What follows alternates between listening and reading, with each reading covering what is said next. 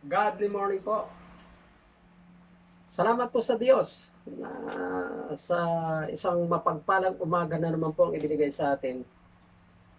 Ako po ay nagpapasalamat sa Diyos dahil isang araw po binigyan tayo ng kalakasan na naman na kung saan ay sama-sama po tayo, na kung saan ay mag-aral po ng kanyang salita at tayo po ay magpupuri at pasasalamatan po natin ang Diyos na ito. Alam niyo po, ang Diyos na ito, sadyang napakabuti sa atin, no?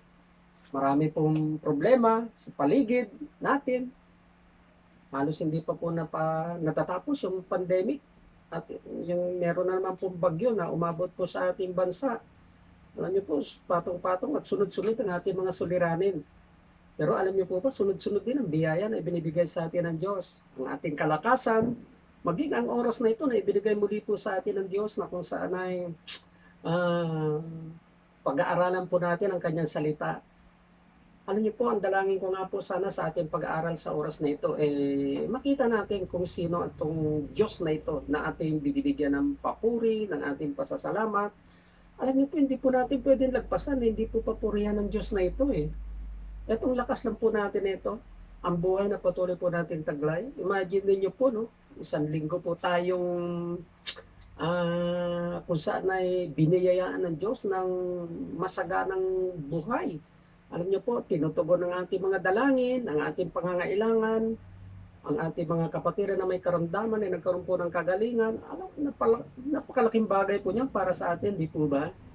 At ako po ay dumadalangin na maging ang ating mga kaibigan, kapatiran, doon po sa malayong bansa, nakikinig po sila sa oras na ito o nanonood ng ating gawain. At sila man po nawa ay nasa mabuti pong kalagayan. Alam niyo po, kung ang Diyos na ito ay patuloy po natin bibigyan ng pasasalamat, pagpupuri, nandun po ang patuloy na gabay niya rin sa atin at patuloy na kung saan ay natutugunan, maging ang lahat ng ating pangangailangan. Kaya huwag po tayo magsawa, magpuri at magpasalamat sa Diyos, lalo na po sa oras na ito, sa pag-aaral natin ng kanyang salita. Napakalaking bagay po yung ano man ang matutunan natin sa umagang ito ay mailagay po natin sa ating mga buhay upang patuloy po tayong mamuhay na bilang kanyang mga anak. Kaya salamat po sa Diyos, di po ba? At sa ating pong pag-aaral ngayon po ay sa aklat nga po ng Nehemiah, bago po tayo dumako ay nais ko po na tayo po ay sama-samang manalangin na sa ganun ang maging gabay po natin ng Diyos nito habang tayo po ay nag-aaral ng kanyang salita. Tayo po ay manalangin.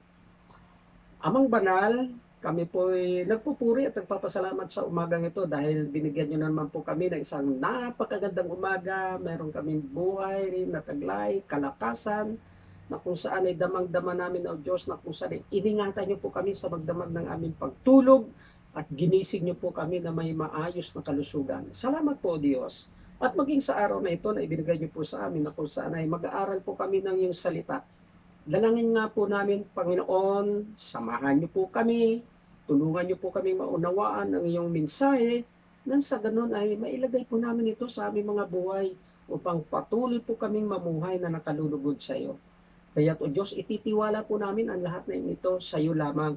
Biyayaan mo lamang po kami ng isang puso, ng isang kaisipan na tunay na sasamba sa iyo sa oras na ito, O Diyos. Kaya salamat po, Panginoon, sa iyong kabutihan. Sa pangalan ni Jesus, ito po aming samot panalangin. Amen and Amen. Praise God. Basahin po natin ngayon ang ating teksto po na matatagpuan po natin sa aklat ng Nehemiah chapter 6 verses 1 to 14. Kung meron po kayong Bible dyan, samahan niyo po ako sa pagbabasa at sama-sama po tayong magbasa. Ito po ang nasasabi sa verse 1. Now it came to pass when Sanballat and Tobiah and Geshem the Arabian and the rest of our enemies heard that I had builded a wall and that there was no breach left therein, though at the time I had not set up the doors upon the gates. Verse 2, Sanballat and Geshem sent unto me, saying, Come, let us meet together in some one of the villages in the plain of Ono. But they thought to do me mischief. Verse 3, And I sent messengers unto them, saying, I am doing a great work, so that I cannot come down. Why should the work cease? Whilst I leave it and come down to you? And verse 4, Yet they sent unto me 4 times after this sort, and I answered them after the same manner. Verse 5, Then sent Sanballat his servant unto me in like manner the 5th time with an open letter in his hand. Verse 6, wherein was written, It is reported among the heathen, and Gasmo saith it, that thou and the Jews think to rebel, for which cause thou buildest the wall, that thou mayest be their king according to these words. 7. And thou hast also appointed prophet to preach of thee at Jerusalem, saying, There is a king in Judah, and now shall it be reported to the king according to these words. Come now, therefore, and let us take counsel together. Verse 8, Then I sent unto him, saying, There are no such things done as thou sayest, but thou feignest them out of thine own heart. 9, For they all made us afraid, saying, Their hands shall be weakened from the work that it be done. Now therefore, O God, strengthen my hands. Verse 10, Afterward I came unto the house of Shemaiah, the son of Delaiah, the son of Mehetabel, who was shut up. And he said, Let us meet together in the house of God within the temple, and let us shut the doors of the temple, for they will come to slay thee, yea, and the night will they come to slay thee. And I said, Should such a man as I flee? And who is there that, being as I am, would go into the temple to save his life? I will not go in. 12. And lo, I perceived that God had not sent him, but that he pronounced this prophecy against me for Tobiah and Sanballat. Therefore was he hired, that I should be afraid, and do so, and sin, and that they might have matter for an evil report, that they might reproach me. And the last verse, 14, My God, think thou upon Tobiah and Sanballat according to their works, and on the prophetess Noadiah and the rest of the prophets that would have put me in fear. Salamat po sa pagkabasa ng salita ng Diyos. Ano po ba ang aklat ng Nehemiah?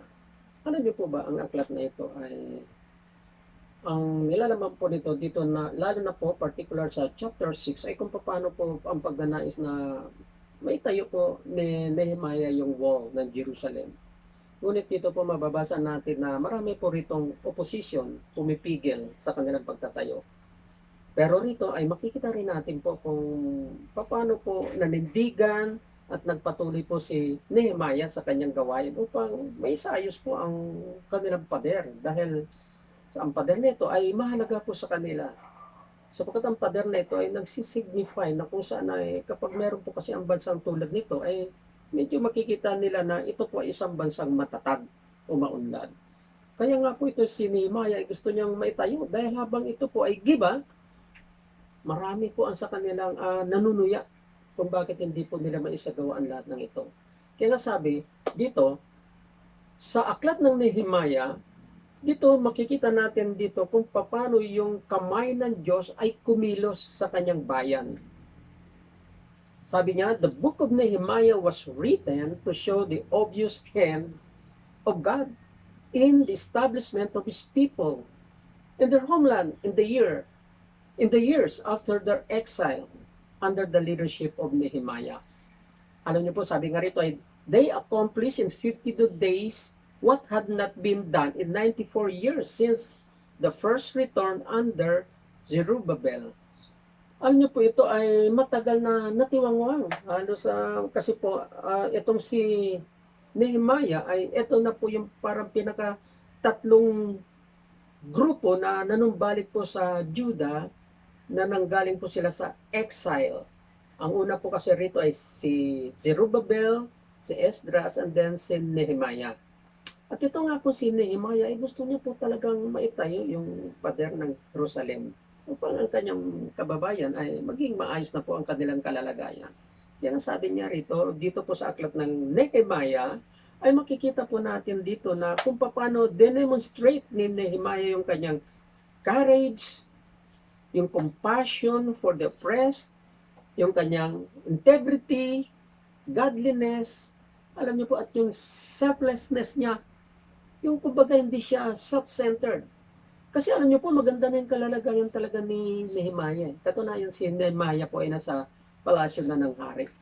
Doon siya naglilingkod kay Artaxerxes. Na noong panahon na yon, ayun po ang pinaka-hari ng kanyang pinaglilingkuran. Pero nung nabalitaan nga po niya na ang kanyang bayan o ang wall na ito hindi pa nabuo, ay nagpaalam po siya at gusto niya pong matulungan ang kanyang kababayan. Imagine niyo po yan, ha. Kaya nga po, sabi nga, si Nehemiah ay willing to give up the luxury and ease of the palace to help his people. Yung kanyang magandang kalalagayan, kasi alam niyo po siya ay cupbearer o taga-tikim po ng alak ng hari yan na kung saan bago po inumin ng hari, siya po ng titikim. At maganda po ang kanyang kalalagayan. Pero alam niyo po ba, hindi po siya napakali at napalagay nung mabalitaan niya na ang kanyang bayan ay nasa kalunos-lunos na kalalagayan. Siya po ay nagpaalam. Kung kaya narito po niya, itong chapter 6 ay mababasa natin dito yung kanyang pagpupursige kung paano po maitayo ang pader na ito. Dahil napakahalaga po sa kanilang pader na yan.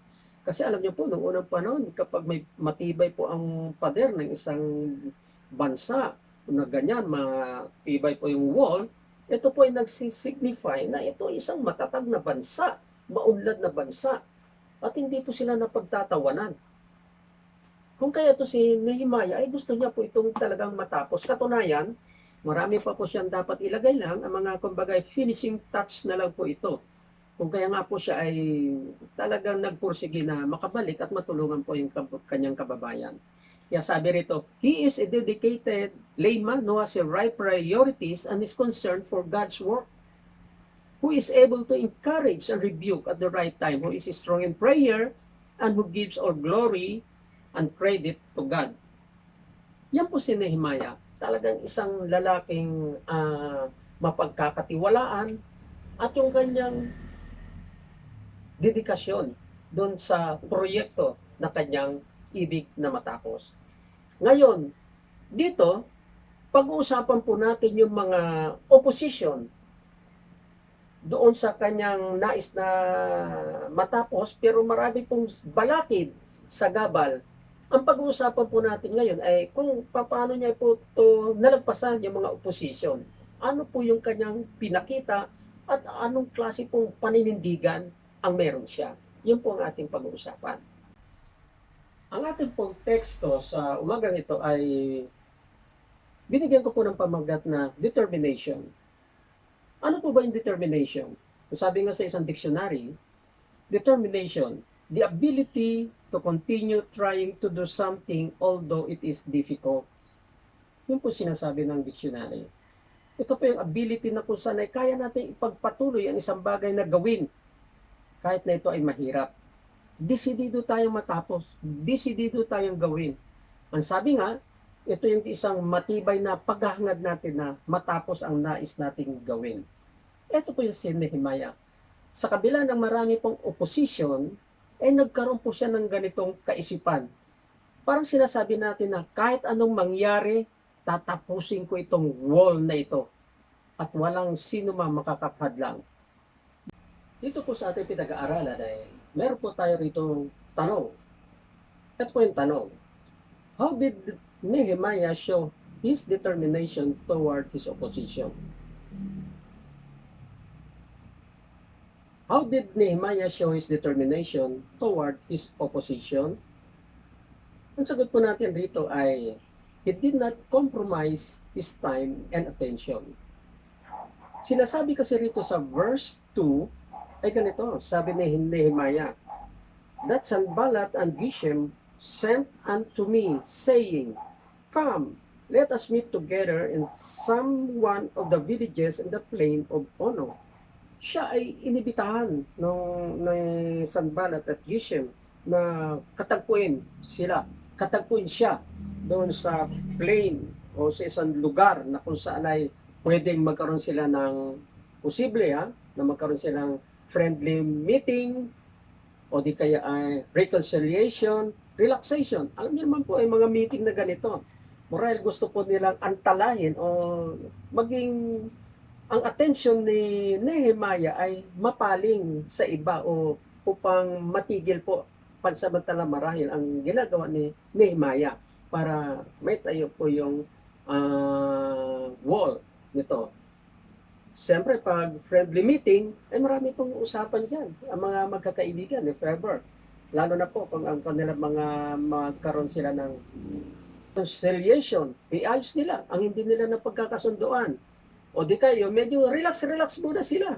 Kasi alam niyo po, itong si Nehemiah ay talagang nakatutok po doon sa kanyang proyekto. Nais niya po talaga ito ay matapos, maisagawa.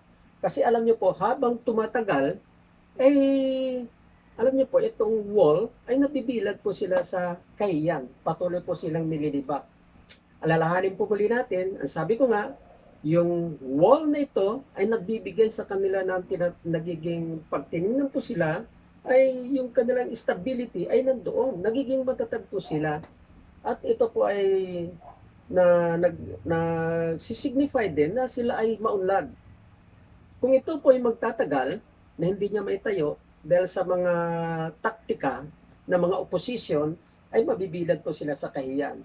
Imagine niyo po pa-relax-relax lang. Sabi nga, kailangan relax muna.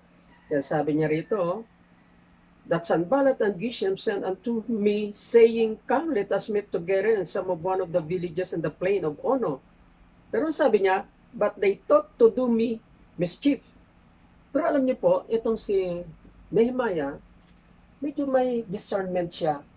Maring kung siya po ay papasok doon sa parang patibong nila, mari po may maggawan siya ng kapinsalaan. Kaya dito po ay nagkaroon siya ng discernment na maring di na po siya dadalo talaga. Hindi niya pwedeng kagatin yung kanilang ninanais na magkita po sila doon sa isang lugar. Alam niyo po, dito si Nehemiah po ay nagkaroon po ng isang tough solution. Opo, gumamit siya. Ang gawa niya po rito ay focus on his work and pray. Ito yung focus. Paano po niya ginawa ito? Dito po sa verse 3, ito po yung kanyang sinabi. Yet they sent unto me 4 times after this sort, and I answered them after the same manner. Imagine niyo po, nung tinanggi niya ito, ay muli sinulatan po sa ika-4 na sulat ulit. Kung ano yung sulat ng una at yung kanyang pagtanggi, ay ganun din naman po yung kanyang ginawa. Ganun na naman po. And then, sa verse 5, sabi niya, then send Sanballat his servant unto me in like manner. The 5th time. Panlima. Nandun na naman yung kanyang sulat with an open letter in his hand. Naka-open na po itong letter. Na kung saan ay iba na po yung sulat. Meron na po rito, hindi lamang po yung invitasyon, kundi meron na po rito akusasyon. Talagang gusto sila, marahil sila dito ng takot para mabalam ang kanilang ginagawa. At sabi kasi rito sa 6, wherein was written, it is reported among the heathen, and Gasmus say it, that thou and the Jews think to rebel, for which cause thou buildest the wall, that thou mayest be their king according these words. Sabi niya, na kinasusulatan, eto na po yung sulat sabi niya, na ibalita sa mga bansa at sinasabi ni Gaspo na ikaw at ang mga Hudyo ay nag-aakalang maghimagsik. Maghihimagsik na po sila. At hindi na po sila susunod sa patakaran ng kaharian na siyang kadahilanan ng inyong pagtatayo ng kuta. Kaya sila nagmamadali. Siguro ito kumbaga magsasarili na sila. Alam niyo po kasi pag natapos pa yung wall at maitatag na po ito, hindi na po sila talaga pwedeng pakialaman. Kaya dito, inaabala po nila ito. At dito, nagkaroon po ng akusasyon. Imagine niyo po nagbabalak na po silang lumaban sa kaharian. At ang masakit pa nito, si Nehemiah, sabi niya, ikaw ay magiging kanilang hari ayon sa mga salitang ito. Ito namang akusasyon eh. Ito na po yung lumabas na usapan. Kaya sila nagmamadali, hindi mapigil sa kadahilanan, sila po ay pwede magrebelde, and then si Nehemiah ang maaring maging hari. Ang sabi pa rito, sabi niya, and thou hast, sa verse 7, and thou hast also appointed prophets to preach of thee at Jerusalem, saying, there is a king in Judah. Sabi nga, ikaw naman ay naghalal ng mga propeta upang magsipangaral tungkol sa iyo sa Jerusalem na nagsasabi, may isang hari sa Huda. Ito, ikakalat nila ang balita. Mayroon ng propeta sa Huda at ito ay mangangaral. Siyempre, ang mga tao doon ay talagang lalapit po, no? Yun na po ang balita.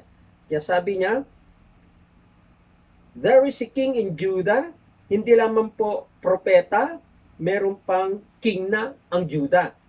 And then sabi, and now shall it be reported to the king according to these words, come now, therefore, and let us take counsel together. Kaya sabi niya, kung itong yung ginagawa, usap tayo. Sabi niya, parito ka ngayon, ang magsanggunian tayo. Ito pa rin yung patuloy na panghihikayat nila Tobaya, nila Geshem, nila Sanballat kay Nehemiah. Kasi iba-iba na po yung mga accusation, iba na po yung lumalabas na salitaan, mari magrebelde, siya ay magiging hari, meron na silang propeta, at meron ng hari talagang Huda. Imagine niyo po yan, ha? Dahil dito inayam. Baba ka rito, magkita tayo, mag-usap tayo para mapag-alaman natin. Kaya sabi rito, then I said unto him saying, there are no such things than as thou sayest, but thou feignest them out of thine own heart. Ang sabi ni Nehemiah, na magkagayon, nagsugo ako sa kaniya. Nagpadala si Nehemiah, nagsugo doon kila Sanballat na aking sinasabi, walang ganyang mga bagay na nagawa na ganyan yung sinasabi. Pinapasinungalingan ni Nehemiah yung kanilang akusasyon, yung kanilang sinasabi, magre-rebelde, meron na silang propeta, at siya na magiging hari. Walang sinasabing ganon. At wala kaming planong ganon. Sabi niya, kung iyon mga pinagbubuhat sa iyong sariling puso, kundi iyong mga pinagbubuhat sa iyong sariling puso. Yung mga sinasabi mo, sinasabi niya, doon sa mga accuser o sa mga opposition, ayan kasi nanggagaling sa inyong puso eh. Yan ang nasa sa inyo eh. Diba ba? Sabi niya, ang ginawa lang niya, kailangan, talaga hindi niya pwedeng i-kompromiso talaga yung time eh. Kasi importante sa kanila talaga yung wall. Kaya itong si Nehemiah sa dinami-dami ng mga opposition, mga ginagawa ng opposition, mga taktika para mapigilan, mapagbagal at mapaling ang kanilang atensyon sa iba, ay iba-ibang ginagawa. Pero siya sabi niya, sa kanya nga, kailangan siya naka-focus on his work. Doon siya. Kailangan niya po itong tapusin eh. Hindi po pwedeng pabagal-bagal. Di po ba?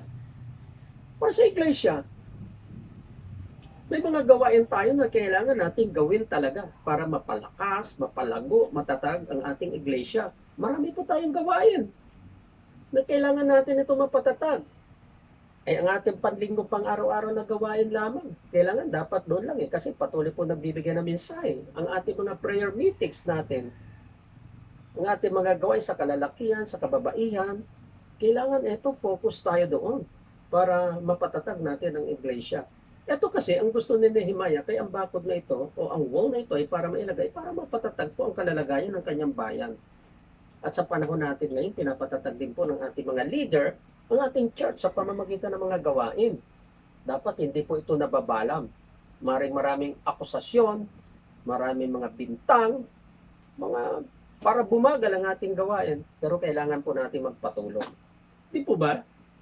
Kasi kung intindihan po natin yung mga accusation, lalo na po sa ating mga gawain sa loob ng iglesia, alam niyo po maraming accusation dyan eh. Maring ang iba dyan, sasabihin niya, mahina ang gawain ng church. Lalo na ang ating mga tagapagturo. Mahina magsalita. Hindi maintindihan. Parang wala. Hindi ako nabibless. Di po ba? Eh kung yun po ang ating intindihin, paano tayo mga leader makapagpapatuloy?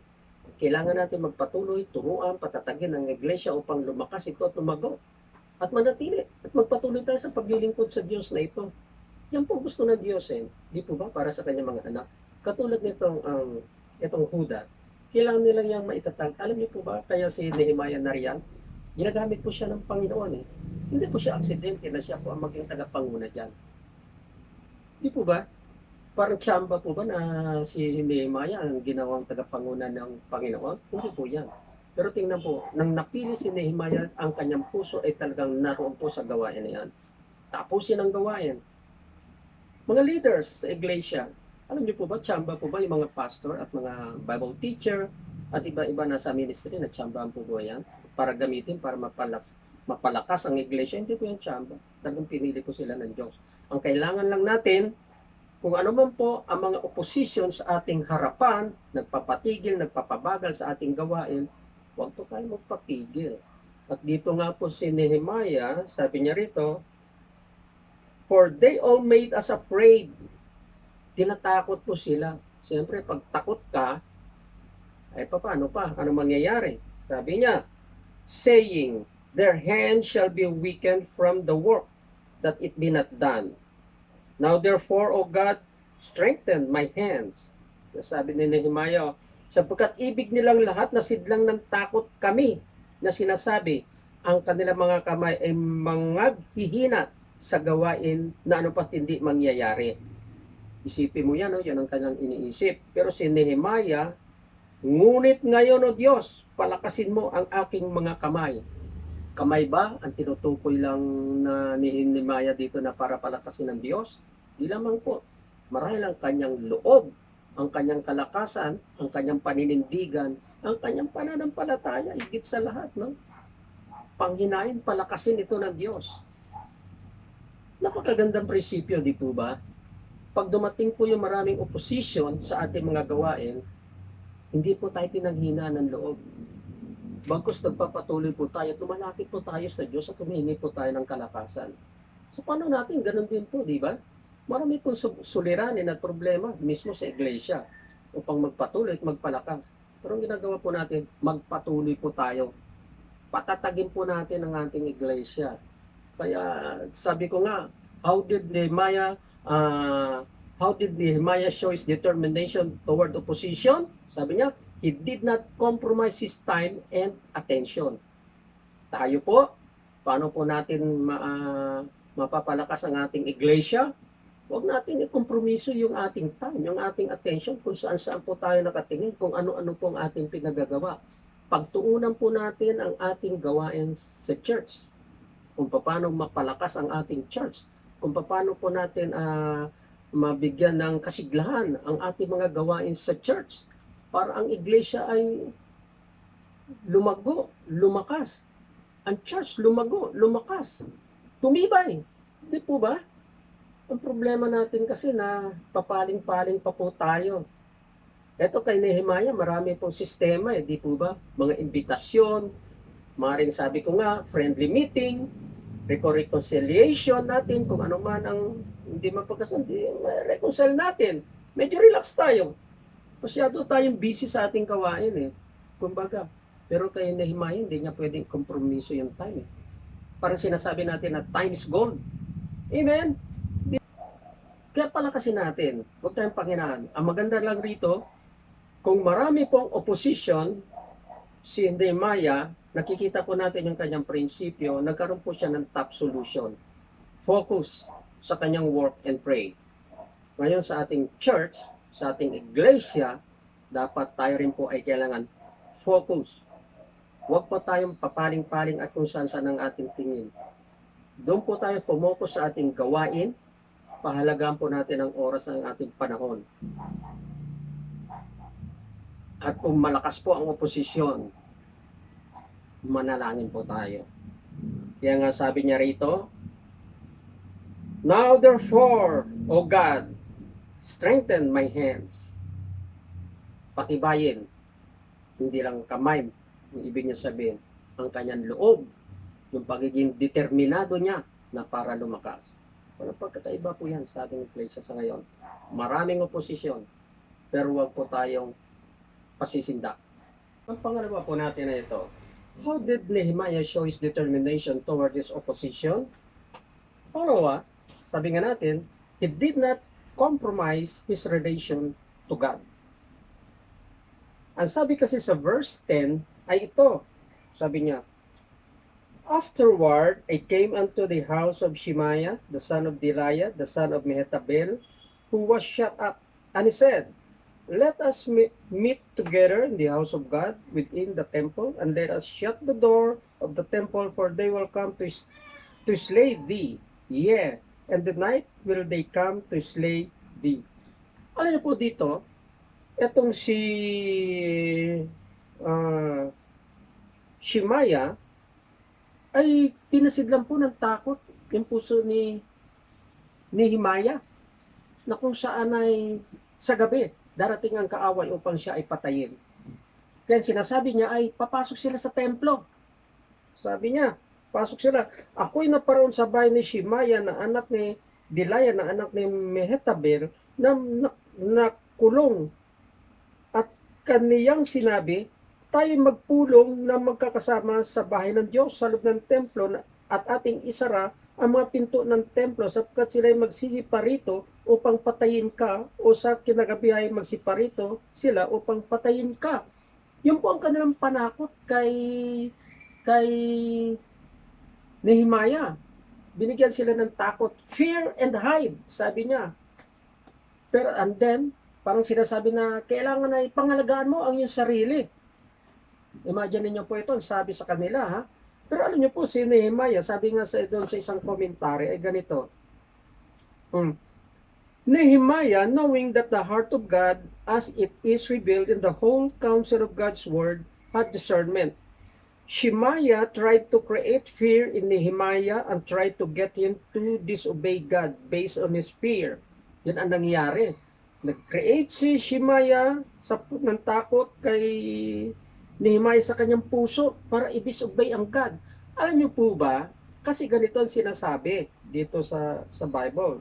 Kasi ganito, only the priests were allowed in the temple, and Nehemiah was not a priest. He would have been disobeying God if he had done what Shemaiah suggested.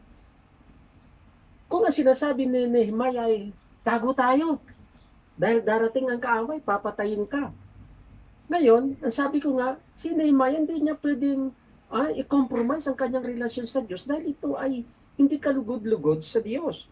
Ang sabi nga rito, sa isang commentary, sabi niya, only priests were allowed in the temple and Nehemiah was not a priest. Ngayon, kung gagawin na ito, Nehemiah, ay lumalabag siya sa gusto ng Diyos. Kung yung doon sa sinasabi ni Shemaiah, na magtago sila sa loob ng templo. Kasi alam niyo po, doon sa 2 Chronicles, chapter 26, sabi niya roon, King Uzziah, who was not a priest, went into the temple, and God instantly struck him with leprosy. Tingnan niyo po dito si King Uzziah, di ba? Hindi naman siya priest, pero pumasok siya sa templo, instantly, tinamaan po siya ng leprosy. Para sinasabi dito ni Shemaiah, parang inutos siya na maring lalabagin niya yung gusto ng Diyos, di ba? Pero sabi nga ni Nehemiah, hindi siya papasok, matatakot ba siya? Kasi kung ating pong titingnan dito, nagkaroon po siya doon ng top solution dito po sa suggestion ni Shemaiah. Kasi alam niya na pwede pumasok lang sa templo ay itong mga priest. At may nangyari nga sa 2 Chronicle chapter 26, yung kay Uzziah, na tinamaan siya ng leprosy nung pumasok siya sa templo para may gawin doon. Pero ito, sa 11 kasi, And I said, should such a man as I flee, sabi ni Nehemiah. Ano sabi niya? At aking sinabi, tatakas ba ang isang lalaking gaya ko? Yan po ang tanong niya eh. Ito yung sinasabi niya. And who is there that being as I am would go into the temple to save his life?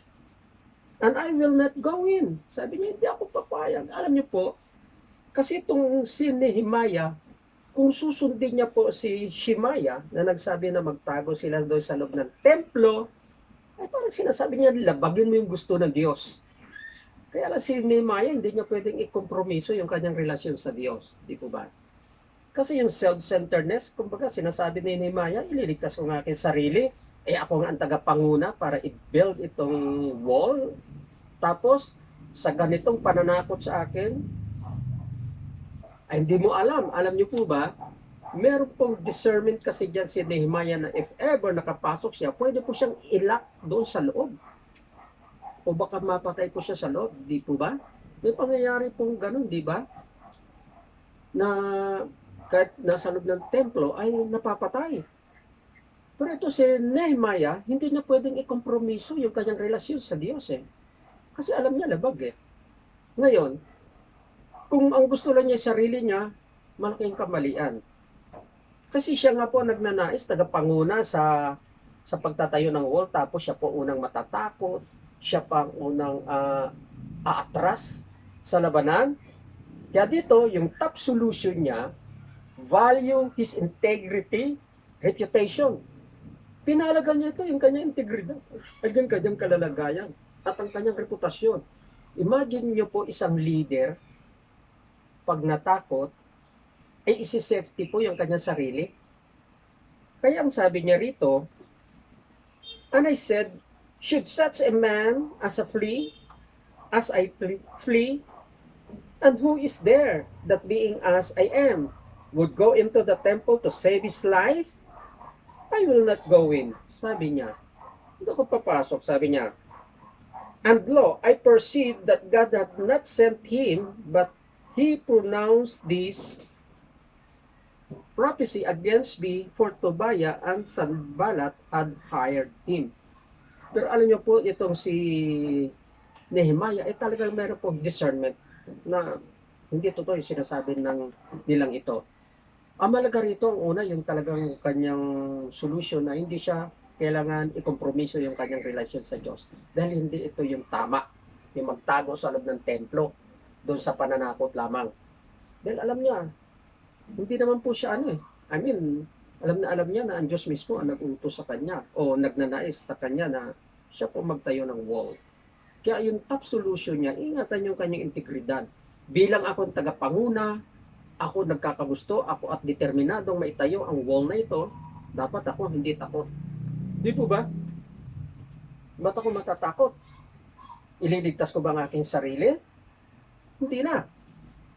Sabi niya, dito, nasabi niya, at ang maganda nito yung kanyang discernment. Napag-alaman niya na itong si Shemaiah ay isang fake. Hindi totoo. Yung anong kanyang discernment. Na ito ay lamang ay isang bayaran. Binayaran lamang ito ni Tobiah at ni Sanballat. Hinahit siya upang siya itakutin at labagin ang gusto ng Diyos. Tago tayo. Fear and hide. Be self-centered. Unay mo yung sarili. Pero sabi nga ni Nehemiah, hindi niya yung gagawin. Hindi niya yung gagawin. Kasi sabi niya, should such a man as I flee, and who is there that I being as I am, would go into the temple to save his life? Ang sarili ko lang, dito iniingatan niya yung kanyang katatayuan. Bilang leader, di po ba? Dapat ba mga leader, tagapanguna, mas una pang takot doon sa kanyang mga miyembro? Hindi natin dapat. Hindi dapat. Higit sa lahat, ang leader, ay alam natin na hindi natin dapat ikompromiso ang ating relasyon doon sa Diyos dahil sa pananakot lamang. Itong si Nehemiah, ganito po yung kanyang kalagayan. Sabi niya, di sa lahat, napag-alaman niya, napagtanto niya, napagmuni-muni niya, itong si Shemaiah, hindi naman talaga totoong prophets. O yung kanyang mga propesiya, laban sa kanya, hindi yan totoo. Kasi isa lamang siya bayaran. Yun po maganda, no? Kapag nasa Panginoon ka, medyo may discernment ka. Yan ang magandang ipinagkakalob sa atin. Alam natin kasi yung panlabas hindi natin nakikita. Yung discernment kasi ay nalalaman mo maging yung panloob. Ito ay biyaya ng Diyos eh. Kasi ang masyado deceiving yung panlabas. Maganda tingnan pero yung loob hindi. Pero yung discernment ay nababasa pati yung loob. Yun po maganda kung ano siya at kung sino siya. Itong si Nehemiah ay meron pong ganito. Kaya siya po ay hindi po siya natakot. Hindi po siya nag-alinlangan. Kaya sabi, therefore was he hired that I should be afraid and do so and sin, and that they might have matter for an evil report, that they might reproach me. Sabi niya, dahil sa mga bagay na ito, inupahan siya upang ako'y matakot at gumawa ng gayon at magkasala at upang sila magkaroon ng dahilan sa isang masamang pinakahiwatig upang kanilang madusta ako. Tama, di po ba? Kung siya po ay maniniwala doon sa pananakot sa kanya, huli siya. Imagine mo, yun ang magiging dahilan na kung saan ay dudustain siya, lilipakin siya, anong klaseng leader. Dito po ba? Medyo deceiving, di ba? Matindi po ang kaaway po talaga eh. Yan sabi niya, sa 14, alalahanin mo, o aking Diyos. Kaya dito, ang pray niya rito, i-pray. Sabi niya, si Tobias at si Sanballat, ayon sa ganito mga gawa nila, at gayon din ang propetisan na Noadias at ang nalabi sa mga propeta na ibig nilang sidlan ako ng katakutan.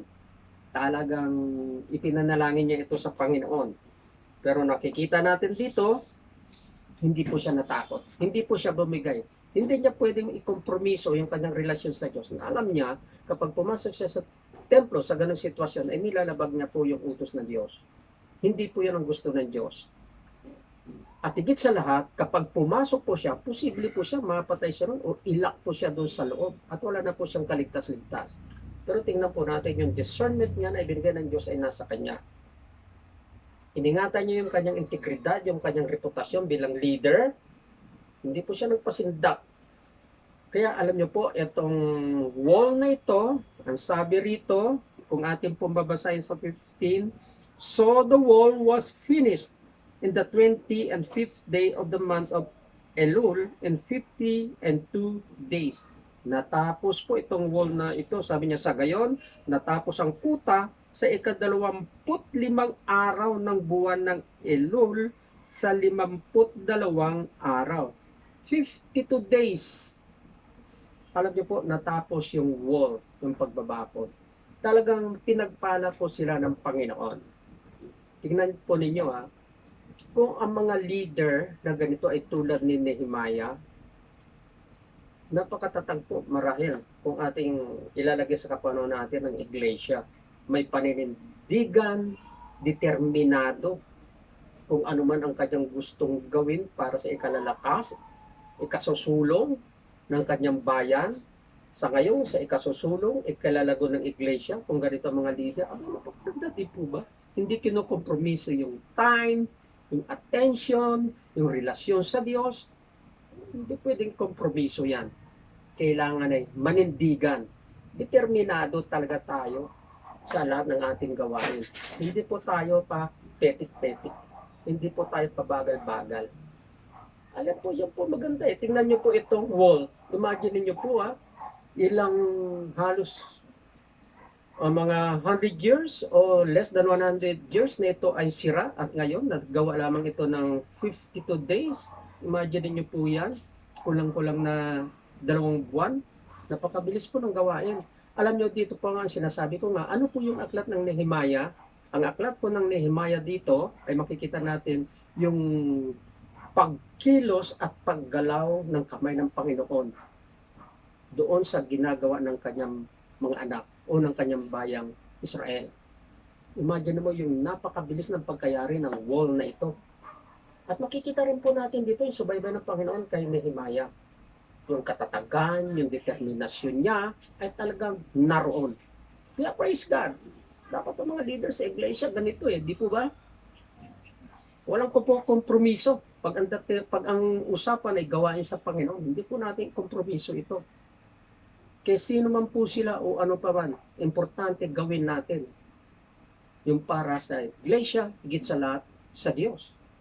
Yung ginawa ni Nehemiah para sa kanyang bayan At tingnan po natin, lubos po silang pinagpala ng Diyos. Kaya praise God.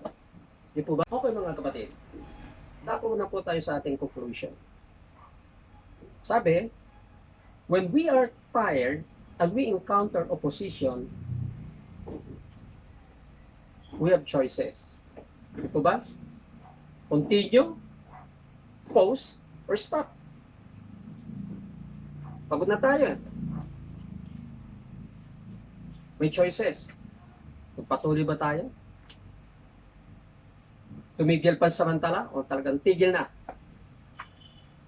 If we are looking for an excuse and encounter trouble, we take it as an opportunity to stop because we have an excuse. Gamitin na natin, yung opportunity. Talagang, tigil tayo. Pero alam niyo po ba itong scripture ganito Sabi niya, our scripture revealed that Nehemiah continued to focus on his calling and to seek strength from the Lord. Nagpatuloy siya, hindi po siya nagpapigil, di po ba? Hindi po siya nasiraan ng loob. Ang nangyari sa kanya ay talagang determinado po siya. Gusto niya po talagang matapos. Bakit? Napakalaga po ng bakod na ito, ng wall na ito Magiging matatag sila, ikilalanin sila, maunlad sila. Imagine niyo po yan.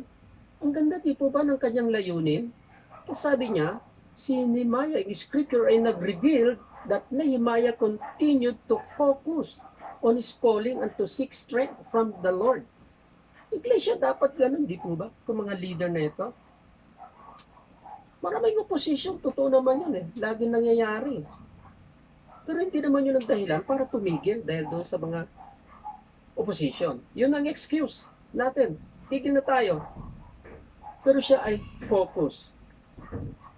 At higit sa lahat, on his calling to seek strength from the Lord. Imagine niyo po yan. Doon siya humingi ng kalakasan sa Panginoon. Hindi kung kani-kanino. Hindi kung kay kinong kumpadre at malalakas ng tao. Yan po si Nehemiah. Kaya, alam niyo po, kung ang prinsipyong ito ay milalagay natin sa ating mga leader dito sa iglesia, napakaganda po ng iglesia, di po ba? Kasi ang iglesia naman talaga, lagi maraming suliranin Pero kung ang mga leader ay matatatag, determinado, gawin ang mga bagay para sa iglesia, para sa kaluwalhatian ng Diyos na ito, hindi po magtitibag ang iglesia, hindi po ba? At lagi mapaparangalan ng Diyos na ito. Kaya nga, dito sa Panguli, sabi, when opposition is tough, be determined to get going and do not stop. Dapat determinado po tayo. Kung ang opposition ay matindi, parang sinasabi natin, grabe, talagang bakbakan. Be determined. Kailangan determinado tayo. Decisive po tayo to get going and do not stop. Never stop. Do not stop. Why? Meron tayong Diyos. Amen. Di po ba? Meron tayong Diyos. May malalapitan po tayong Diyos. Walang problema. May Diyos tayo. At alam itong pinakamaganda, itong nilalapitan nating Diyos ay totoong Diyos. Totoo siya. Higit sa lahat, buhay. Ay hindi lang yan.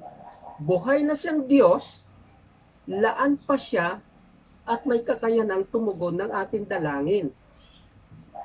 Willing and able. Imagine niyo po yung Diyos na yan. Di po ba? So therefore, magkakasiguro tayo na talaga magtatagumpay kung gawain ng Panginoon kapag ang mga leader ay determinado talaga sa kanilang mga gawain. Totoo po yung Diyos natin, tandaan po natin. Kaya mga kapatid, again ito po, sabi ko nga, when we are tired and we encounter opposition, we have choices. Continue, pause, or stop. If we are looking for an excuse and encounter trouble, we take is an opportunity to stop because we have an excuse. Di po ba? Pero sabi nga, our scripture revealed that Nehemiah continued to focus on his calling and to seek strength from the Lord. When opposition is stopped, be determined to get going and do not stop. Do not stop. Amen? Ito po tayo. Tandaan po natin, ang Diyos natin na ito ay totoong Diyos. Buhay na Diyos, makapangyarihan Diyos.